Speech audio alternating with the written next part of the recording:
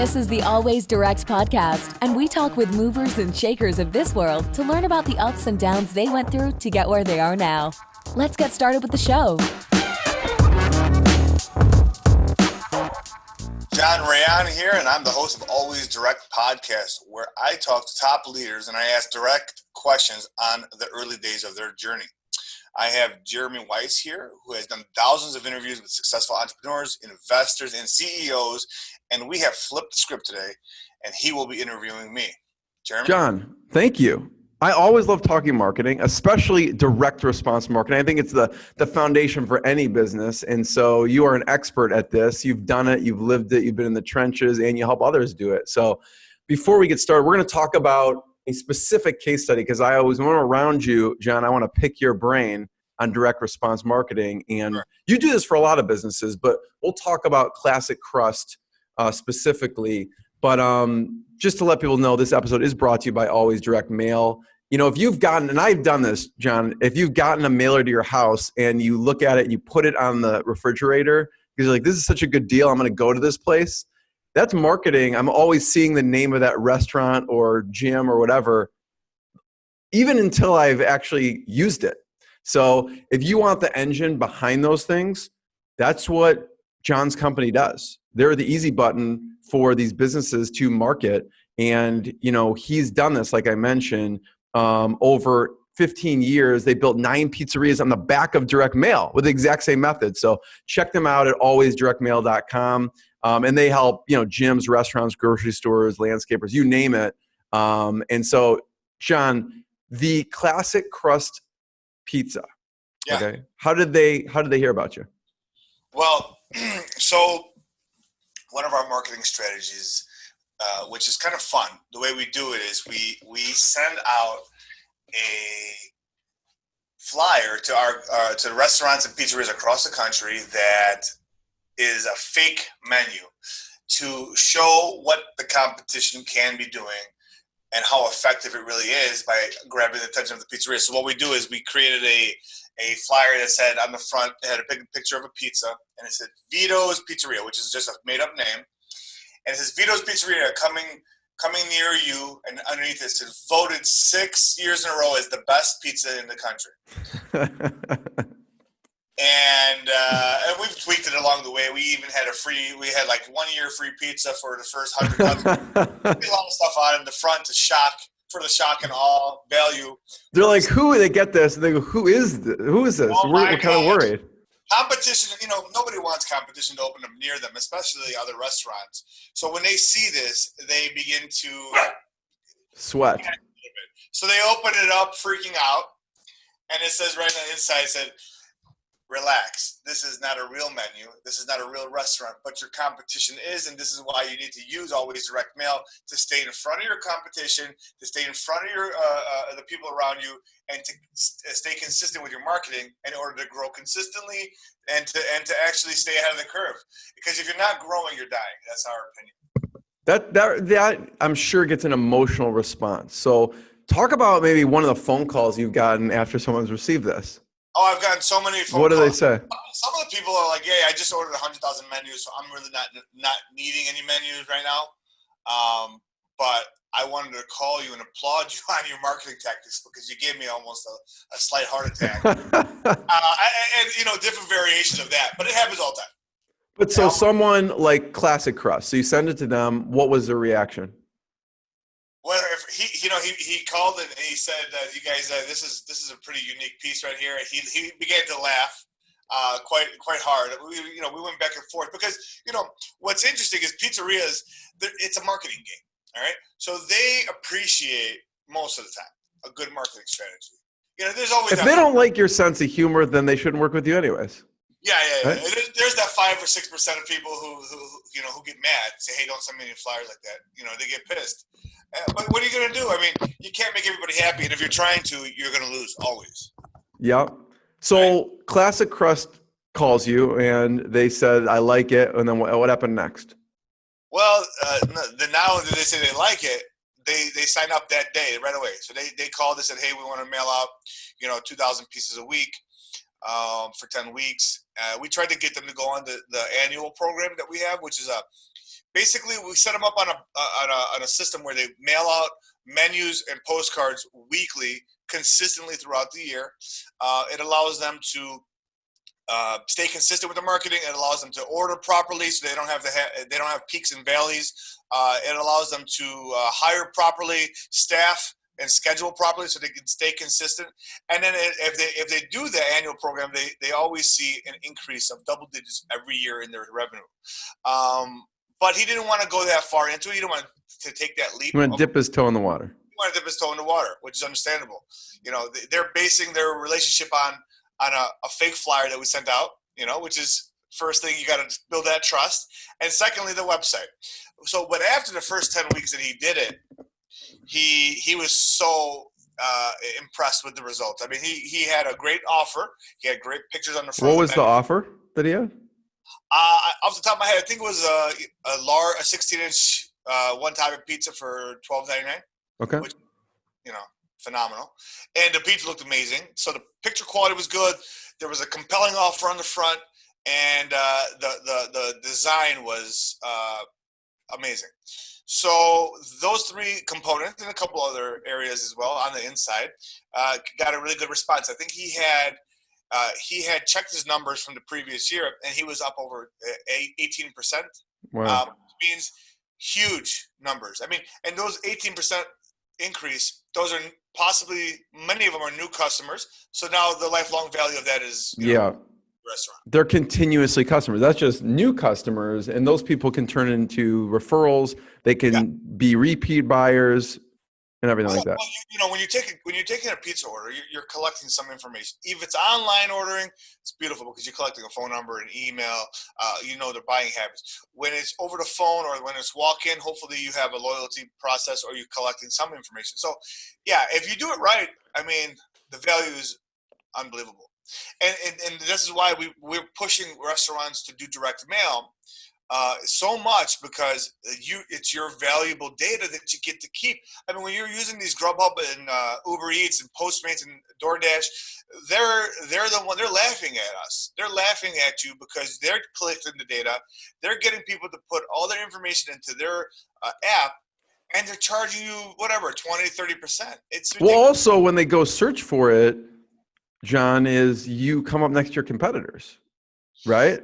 Not only that, but they're actually promoting. They're taking your website and promoting it on Google AdWords, so that if I put in Classic Crust Pizza, and I'm using Classic Crust as an example, it'll be an ad, Google ad, Classic Crust Pizza. When they click on it, it goes to Grubhub or to Uber Eats instead of the third one down, which is your actual organic website.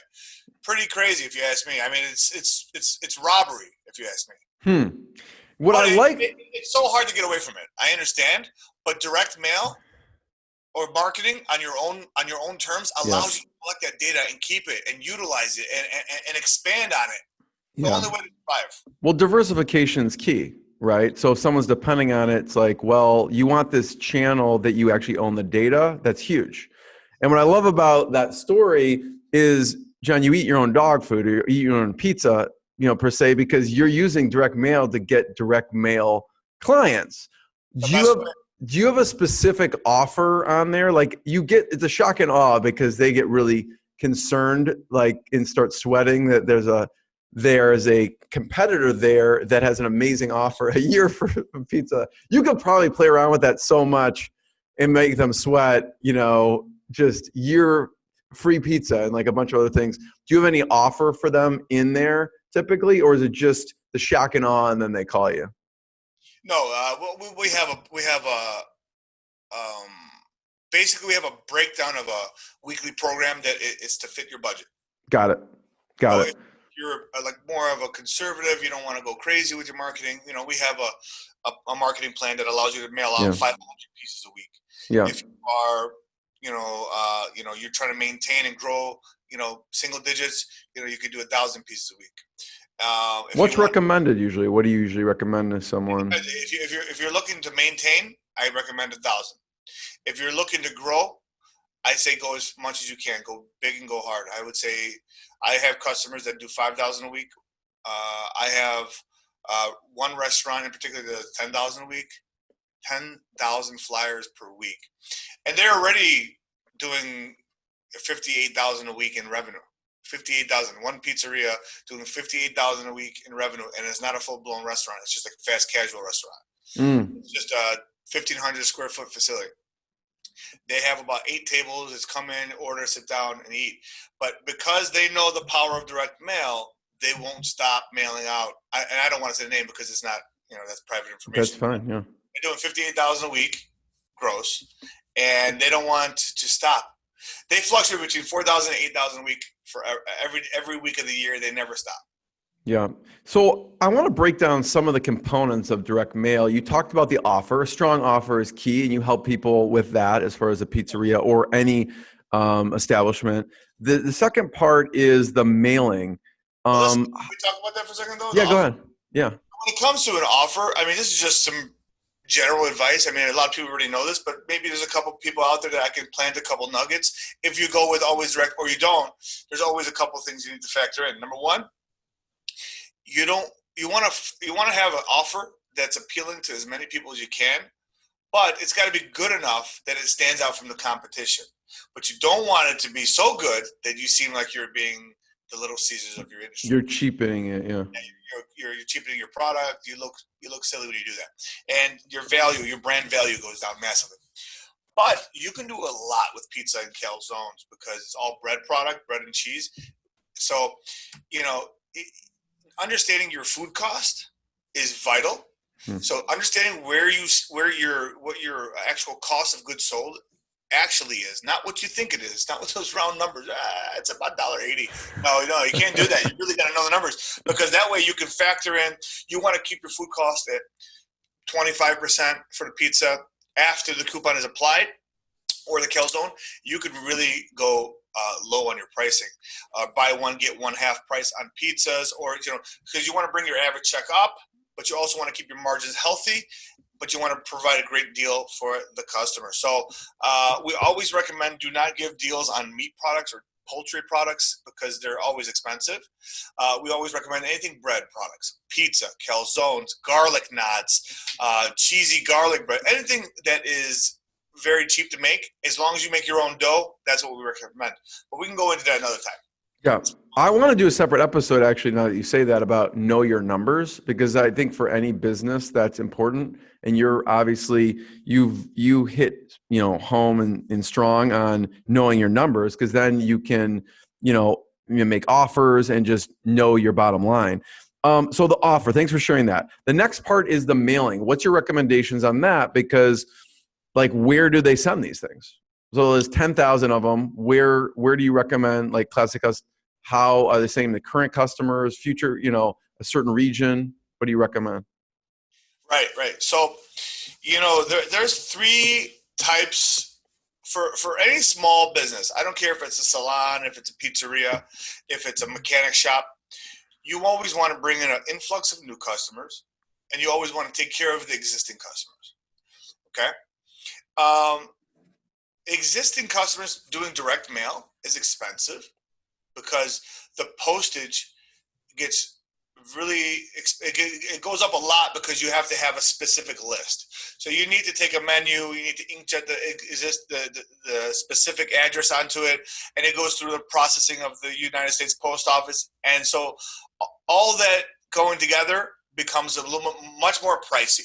So what we recommend for existing customers is collect Facebook information, become a Facebook, an audience, have them somehow linked to the audience, get their email address, and allow them to have them give you texting capabilities. The problem with texting is that it's something you cannot use often because they'll treat you, they'll get really upset and they'll spam you and they'll get rid of you real quick, or they'll actually go online and complain about your business because you've abused something very valuable to them, which is the phone. So email, everybody knows email doesn't really work that great, but it's a good way to stay in front of people, So, but the best way is to continuously direct mail. It's not necessarily a shotgun approach, but it's more of a, you have to hit an entire carrier route. So let me explain what that means. So what we recommend is that find the budget that you want to hit, whether it's 1,000 pieces a week or 2,000 pieces a week or 5,000 pieces a week or 500 pieces a week, and stick with it and don't stop. And so when it comes to the routes, generally speaking, most pizzerias, and we're talking about pizza a lot today, is that you want to hit all the areas around you that are going to be consumers of pizza. Fortunately for the pizza business, it's a lot of people, from kids to adults. To the elderly. So we recommend that you hit everybody, and then you identify which areas you are not going to, and then you can remove those out of the list later on. So you really don't know, because when you do it the way we do it, you have to do a saturation mailing. You have to hit every single home in a route. The average route has about 500 to 600 addresses. Okay, so if you're going to hit 500 to 600 addresses at a time, so let's say you hit 2 routes a week, you're noticing that your drivers are not going to that area. So next time, I'm not going to hit it again. Or you try it again and see maybe change the offer. It's a lot of tweaking. Nobody can give you the exact answer. And if they say they know, they're lying to you, because it's impossible. You might think that this area that you're going to mail to is a waste of money. You send it out. It happened to be drizzling that week a lot, or raining a lot that week, and you get a massive response. I mean, you thought that it was a waste of money. Your partner said, let's just try it. And now you're sitting there saying that was one of your best weeks, because they all ordered. It seems like everybody in that block ordered from you, and you don't even understand why. And in the area that you thought was going to be amazing, you mailed out to them already, and they're not even ordering, and you don't understand what's going on. Here's what we recommend. Mail out, measure. Mail out, measure. Hit every zone, and after the 10 weeks, 20 weeks, or however many weeks it takes to get your entire surrounding area, then you can do the calculation and see what makes sense and what doesn't. That's what I. But there's a timing in there too, like you're saying. Maybe the weather was off, so everyone was staying in. They wanted to order, so maybe the corona hit that week, and so you're like, why am I flooded with orders? So you never know, but at least you're measuring, and there's you can get some data there. Absolutely. Speaking of corona, if you have a full-blown restaurant, you're getting hit hard, along with many other businesses. And my heart goes out to all of those restaurants and businesses. I hope that you can get through this and eventually thrive. However, from what I'm hearing, a lot of my existing customers are banking right now. They are killing it because they are built for this type of situation. With all the competition shut down or minimally, or servicing, the carry out and delivery pizzerias are cranking.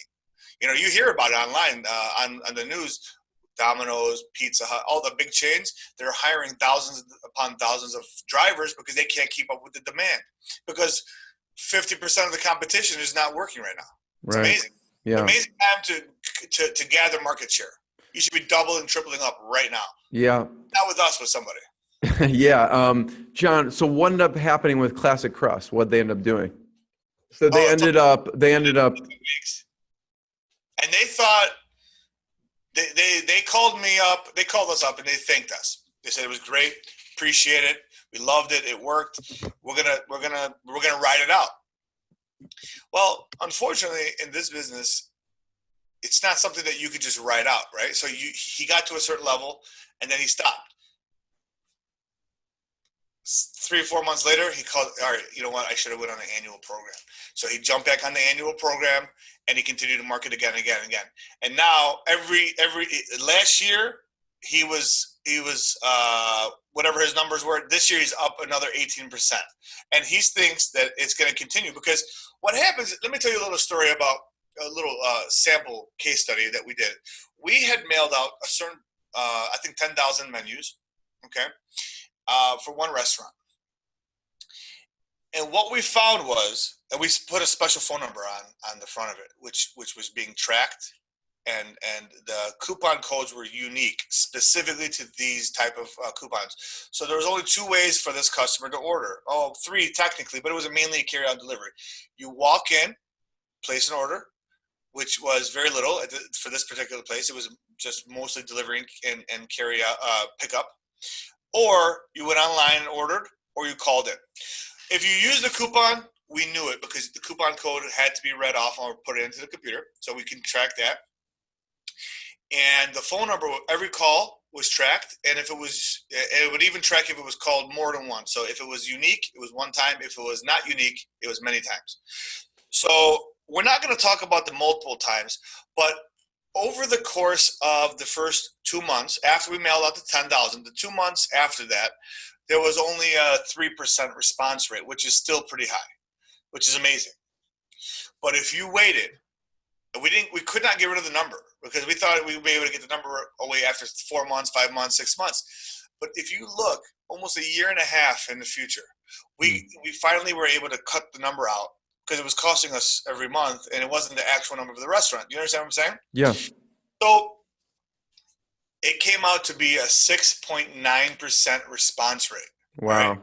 Yeah, which is unheard of. Most of the time, a good response rate in cold direct mail, I think, is maybe 1% or less or something. And you're getting 3%, or if it's 6%, that's huge. Well, we did it right. So there was a beautiful offer on the front that was appealing to the masses. Okay. We put coupon codes on every single coupon, so you cannot. And the coupons were not unique; they weren't used in any other form of marketing, right? And that's key. I mean, you can't use free cheesy garlic bread on everything you do and expect to know where it came from. So it had a special coupon that was unique, slightly aggressive. We had the phone number that was being tracked and recorded. And we gave it a year and a half. Okay, 6.9%.